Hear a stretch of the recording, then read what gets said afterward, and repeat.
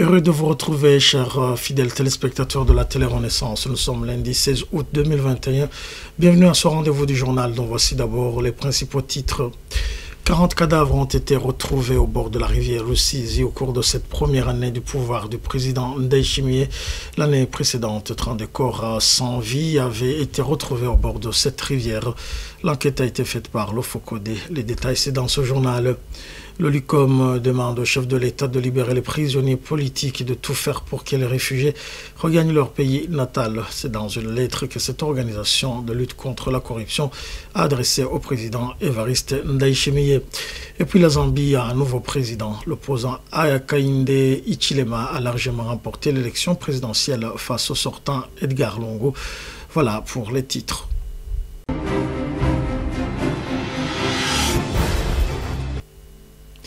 En l'espace de 2 ans seulement, au moins 72 corps sans vie ont été retrouvés au bord de la rivière Rusizi.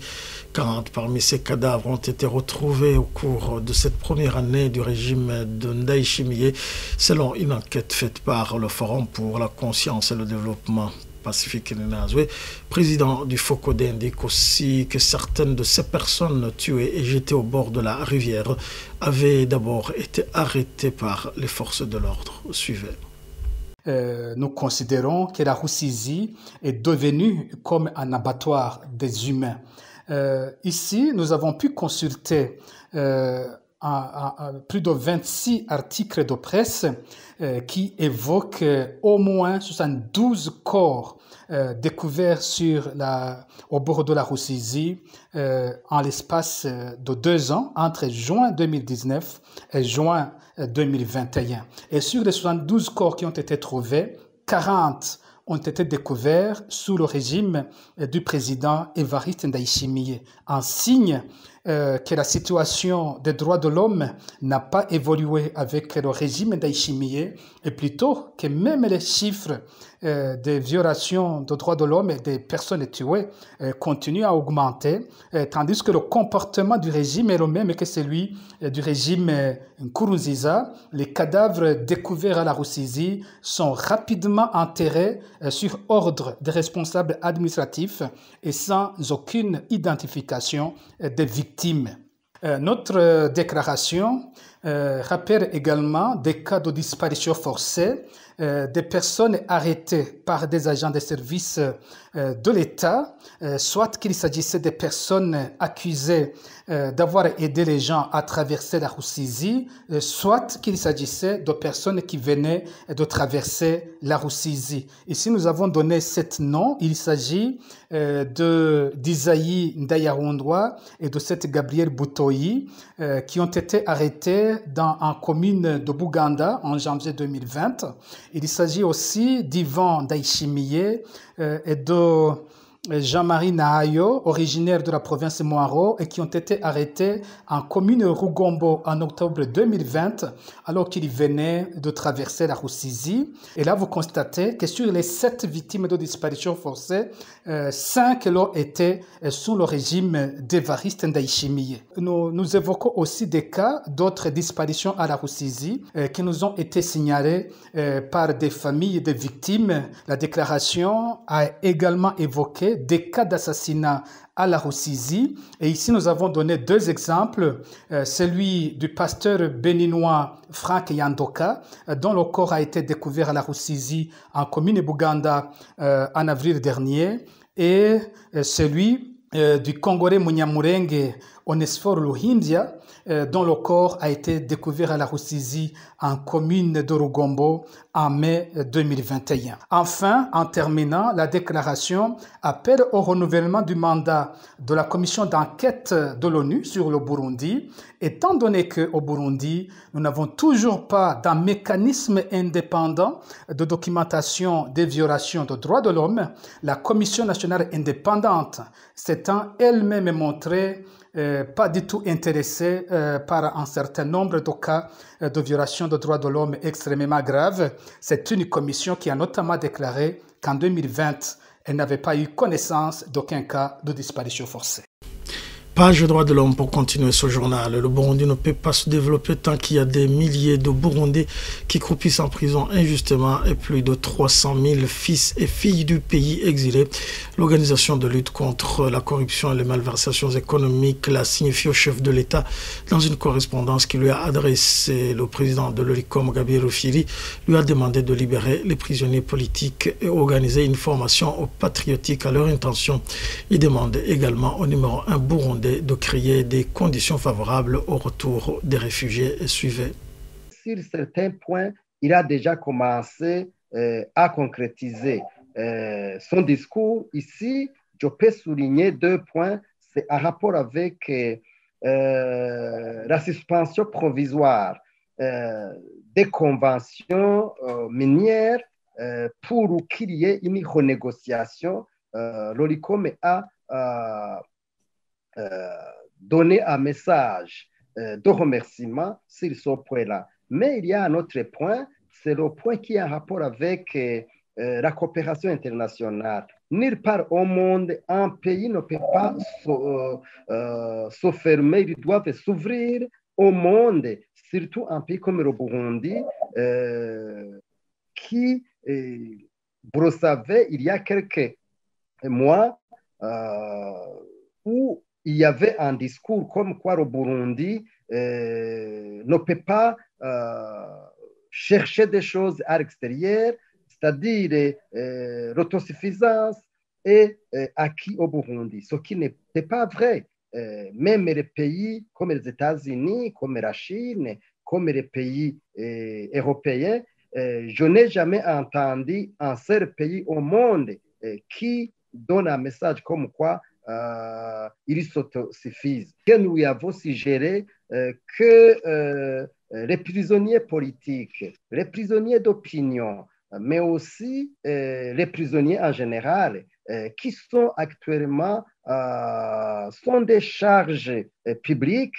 Vous le savez que les prisonniers sont nourris, logés, entretenus par l'État. Nous dirons par ailleurs qu'il faut qu'il y ait l'amnistie générale, mais une amnistie générale qui est accompagnée par le programme national de rééducation pour que tout le monde puisse s'atterrir au développement. Nous avons demandé à ce qu'il y ait des mesures concrètes pour qu'il y ait rentrée massive des réfugiés. On ne peut pas vraiment prétendre en aucun cas au développement quand on a plus de 300 000 réfugiés qui sont à l'étranger. Par ailleurs, c'est le capital humain, comme on le dit en économie, qui n'est pas en train d'œuvrer pour le pays. Que ce soit les prisonniers, que ce soit les réfugiés, ne sont pas en train d'œuvrer pour le développement économique.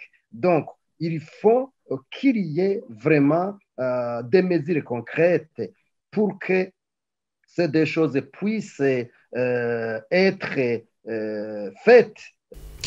Gabriel Rufyiri, le président de l'OLICOM.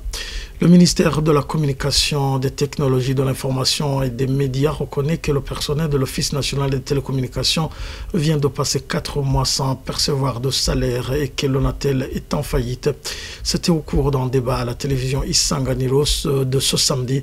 Aniseni Omuru, secrétaire permanent du ministère, promet toutefois de plaider en faveur de la régularisation des employés de l'ONATEL, même s'il n'est pas du tout facile de résoudre tous les problèmes qui minent cette entreprise. Suivez Aniseni Omuru.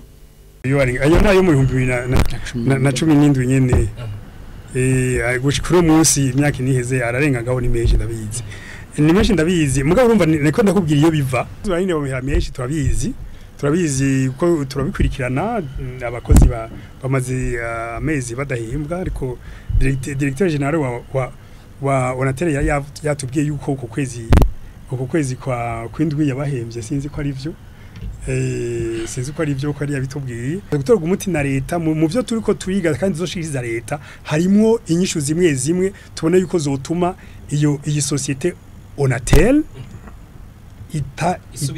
isubira kuzamuka n'abakoze bahembwe amafaranga bakayaronka nibaza yuko rero ko turi muri leta iragira iti duteze imbere ibisata byose mu iterambere bidugire rimwe na Onatel iri muri ibyo bisata bizodugira.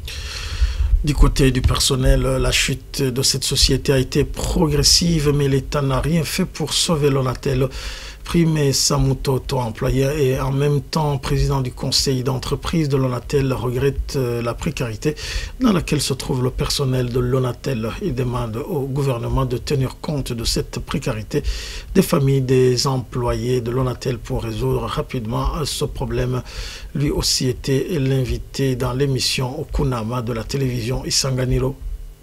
Umwe muri mwesi yoba afata amafaranga ukwezi akaba yarafashe ideni uyumvire umuntu aguheraniye amezi 4 hama hakuri ukwezi kumwe na yama credit mensuel kurambusa bank ayo waroheranye n'ama intérêt de retard kwa kwezi kumwe ntikukuvura ntuja guhemba rero mu kwindwi yarataye ariko mwana yaronse y'ukwindwi yaratanze ukwezi kwa 4 mugabo kikagwa mu kinogo c'amezi 3 ayiheranye wavuze yo ni make twe turiko turabona ko arenga imiliyardi 150 kuko ari vitashizemo itarashira mu vyiheranye nk'ama lisanse ntiyavuga kandi itarayagura kuko nizo yagura Onatel izo yagura kuko kugira ikore murazi ko lisanse imwe igugwa 10 millions de dollars izo lisanse ngira zine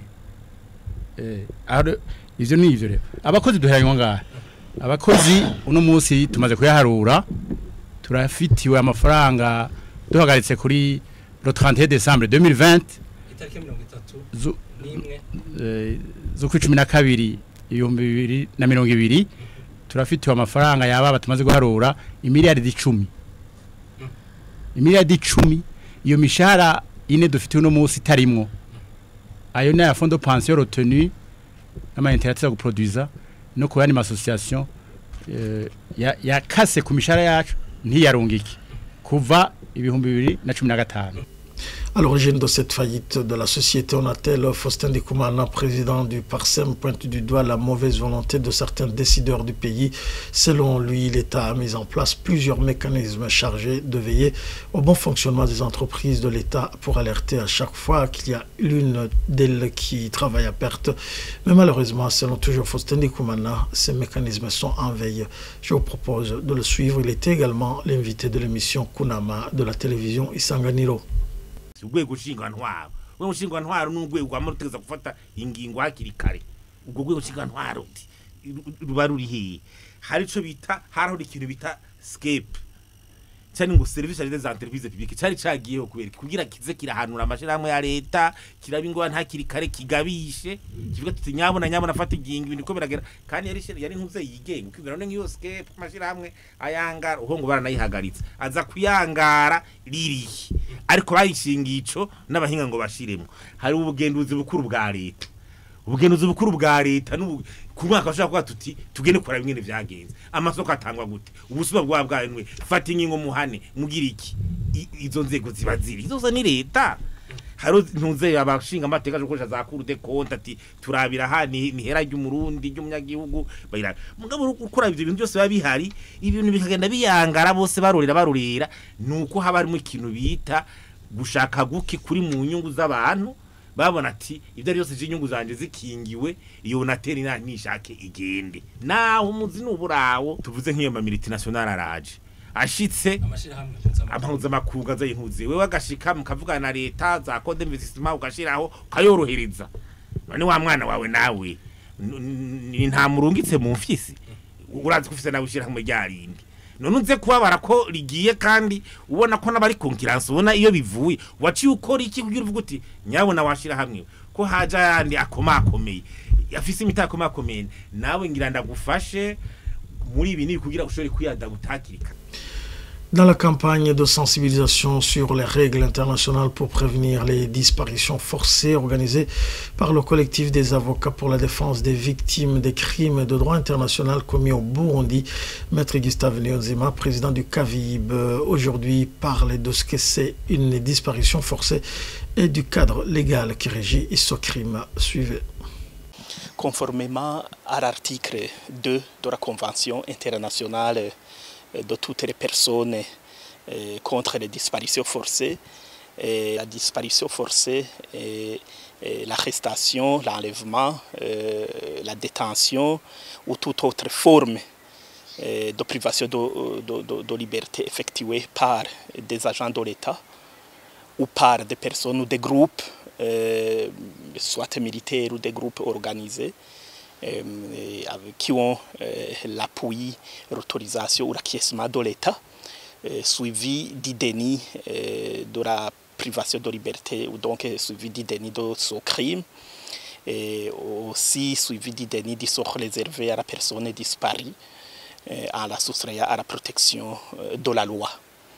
Et dans le cadre légal, donc, il y a la convention internationale de toutes les personnes contre les disparitions forcées adoptée par les Nations Unies dans son assemblée le 20 décembre 2006 et entrée en vigueur le 23 décembre 2010.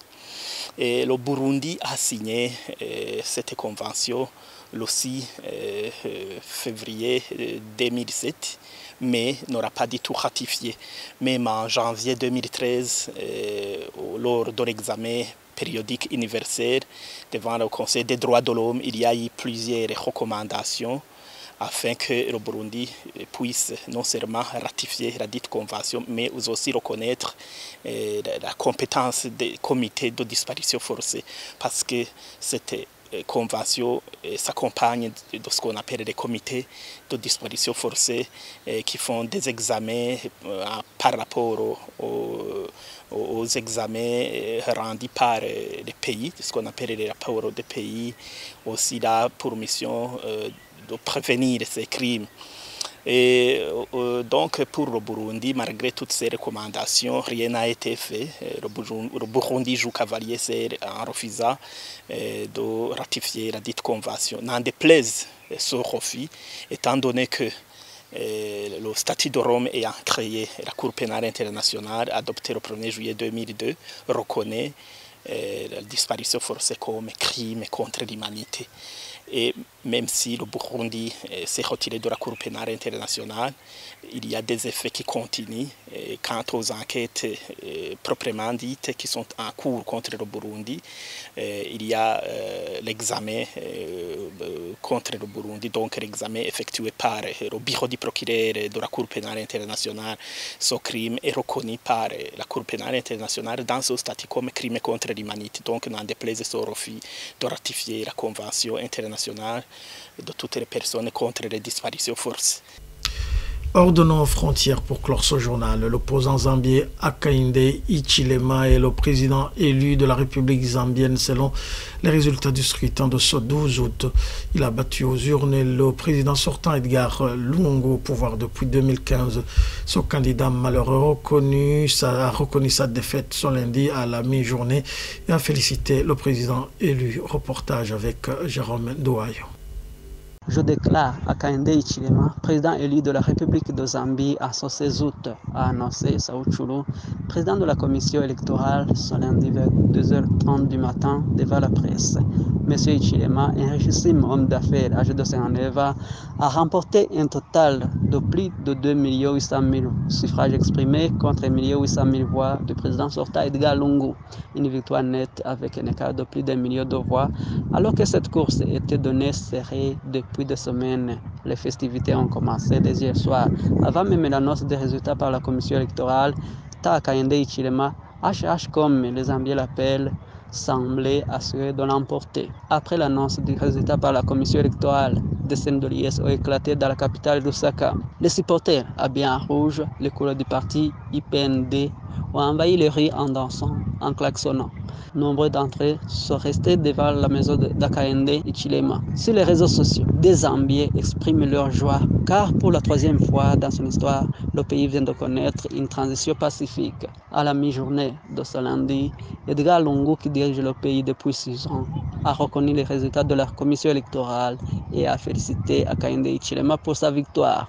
Je vais féliciter mon frère Hakainde Hichilema, président élu, qui devient le 7e président de la République de Zambie, a-t-il déclaré à la radio. Son rival, devenu président, a pour sa part dénoncé le régime brutal de son prédécesseur et promis une meilleure démocratie. S'est engagé à promouvoir le respect des droits de l'homme, des libertés et des droits fondamentaux. Ce dimanche matin, Hakainde Hichilema avait appelé au calme sur son compte Twitter. La victoire est en vue. Et j'aimerais demander le calme à nos partisans. Nous avons voté pour le changement, pour une Zambie meilleure, libérée de la violence et de la discrimination. Soyons le changement pour lequel nous avons voté, avait-il écrit. La participation très forte, à plus de 70%, confirme l'engouement pour ce scrutin, durant lequel certains bureaux sont restés ouverts jusqu'à 5 h du matin pour permettre aux électeurs faisant la queue depuis la fin d'après-midi de voter. Monsieur Lungu, avocat de formation, était devenu trop impopulaire à cause de l'échec de sa politique économique et aussi pour l'intolérance envers l'opposition depuis son arrivée au pouvoir. C'était la 3e fois que M. Hichilema affrontait M. Lungu dans les urnes. En 2016, il avait perdu de seulement 100 000 voix. Merci à Jérôme Ndouayo et c'est ici que prend fin notre journal. Nous vous disons merci de nous avoir suivis. Au revoir.